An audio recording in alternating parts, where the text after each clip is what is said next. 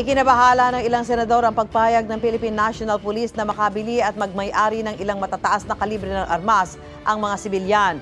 Sa March 16 na magiging epektibo ang pag-amyenda ng PNP sa Implementing Rules and Regulations o IRR ng Comprehensive Firearms and Ammunition Regulation Act.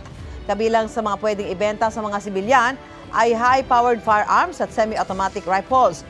Para kay Senador Francis Tolentino, dapat itong pag-aralan muli dahil posibleng makaapekto yan sa peace and order ng bansa.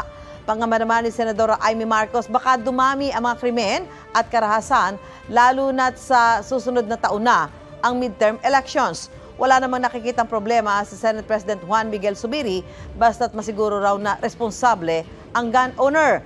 Pagtitiyak ng pulisya, may sapat na safeguards naman para matiyak ang kaligtasan ng publiko.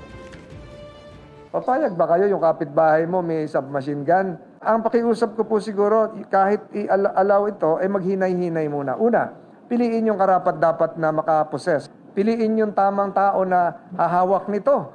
Di ba? Napakarami na nating road rage. The FAO is very strict in seeing to it that those who can own are those only who pass our neuro, our drug test. Then after passing and owning those firearms, mas marami yung restrictions kasi ang daming grounds for revocation. Mga kapuso, para una ka sa mga balita, mag-subscribe sa GMA Integrated News sa YouTube. Sa mga kapuso abroad, subaybayan niyo po kami sa GMA Pinoy TV at sa www.gmanews.tv.